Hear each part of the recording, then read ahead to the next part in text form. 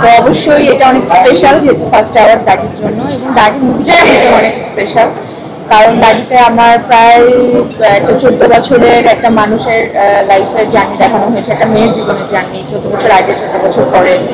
এবং মেয়েটার যারা দাগি দেখেছেন তারা জানেন যে লাইফে অনেক কিছু ঘটে যায়, তারপরে থেমে থাকে না, তারপরে লাইফের একটা লক্ষ্য থাকে।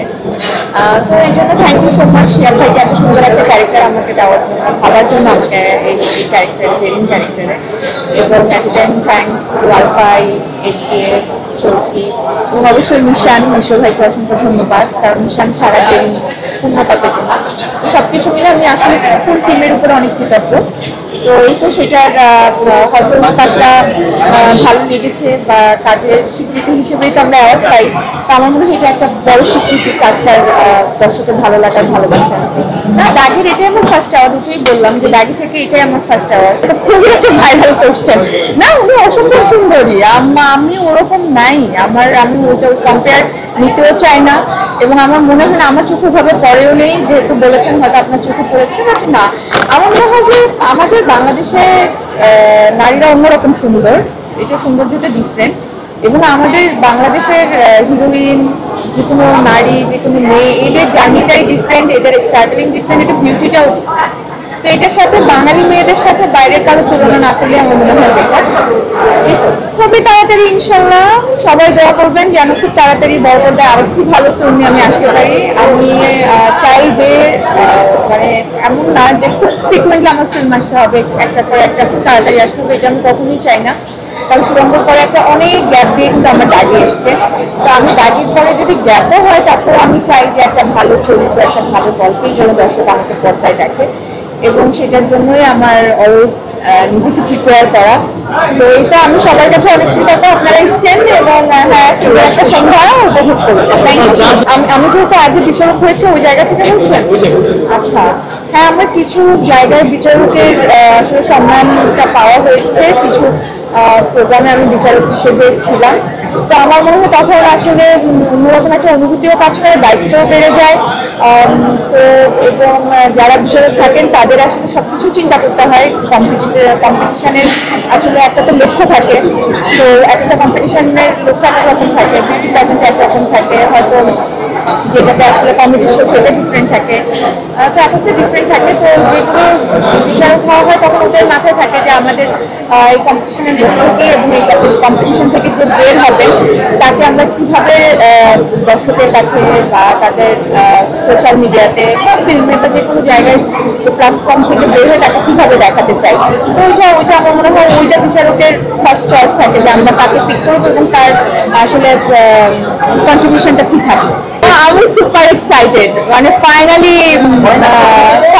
আসলে নিশানকে এবং মাসুদকে আমি অন্য কারোর সাথে দেখবো, এবং আমার জেলাস হওয়ার কথা ময়না এবং জেরিন হিসাবে, বাট একদমই না। আমি অনেক হ্যাপি, আমি অনেক এক্সাইটেড এই জুটিকে বড় পর্দায় দেখার জন্য। এবং এই জুটির কিছু ছবি, কিছু ভিডিও ক্লিপ আমি অলরেডি দেখেছি। আমার এখনই তো রসায়ন মনে হচ্ছে জমি ক্লিপ।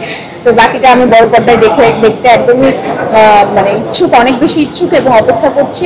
এবং থ্যাংক ইউ রনি ভাইকে, এবং কনগ্রাচুলেশন রনি ভাইকে। রেদন রনির অনেক বছর পরে আবার বড় পর্দায় যাত্রা হতে যাচ্ছে, এটা আমাদের ইন্ডাস্ট্রির জন্য অনেক প্লাস পয়েন্ট। এবং সেখানে আলফাই, এসবিএফ, মানে সবাই, মানে পুরো টিম এত বেশি স্ট্রং। আমার মনে হয় চঞ্চল ভাইও আছে যেখানে। আমার মনে হয় অনেক ভালো মানে ভালো একটা ফিল্ম আমরা ঈদে পেতে যাচ্ছি, এবং গুড লাক ফুল টিমকে। এবং আমি তো হলে গিয়ে দেখবো, এবং আশা করি দর্শকরা হলে গিয়ে দম দেখবে। দম কতটুকু দেখবে। আমার কখনো তাড়াহুড়ো ছিল না, আমার তাড়াহুড়ো নেইও। আমি তো এমন না যে আমি শুধু হিরোইন হতে চাই, আমার সৌন্দর্য যতদিন থাকবে ততদিনই কাজ করতে পারবো। হিরোইন আমি, আমার বয়স হয়ে গেলে আমি আর কাজ করতে পারবো না, আমার সৌন্দর্য চলে গেলে আমি আর কাজ করতে পারবো না। এটা না, আমি তো অভিনেত্রী হতে চাই। একজন অভিনেত্রীর রাস্তা অনেক বড় জার্নি, এবং অনেক বড় রেসপন্সিবিলিটি, ভালো কাজ করাটা তার, এবং এটা অনেক প্রেশারেরও।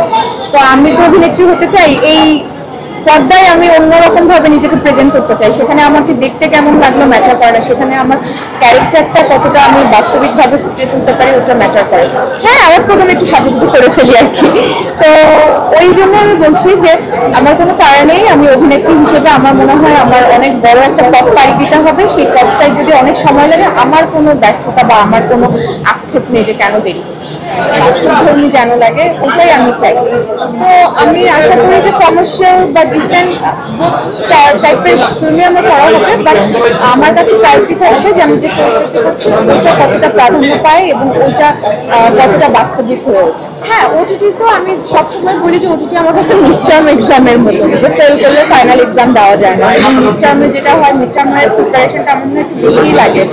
তো আমার কাছে ওটিটি ওরকম, এবং ওটিটি আমি খুব পছন্দ করি ওটিটিতে কাজ করতে।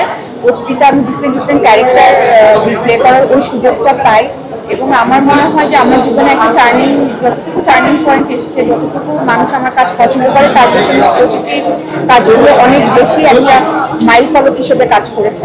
তো অবশ্যই আমি ওটিটি এবং ফিল্ম দুটা জায়গায় সমানভাবেই কাজ করতে চাই, তবে ভালো ভালো স্ক্রিপ্টে কাজ করি না, এভাবে না দেখি। আমার মনে হয় যে চরিত্র ভাবি যে এই গ্রামের গল্পে যে চরিত্রটি, হিরোইনের যে চরিত্র, আমার মনে হয় ওই অভিনেত্রীটা ওই চরিত্রে অভিনয় করার জন্য যাকে দরকার সেই অভিনেত্রীকেই বেছে নিয়েছে টিম।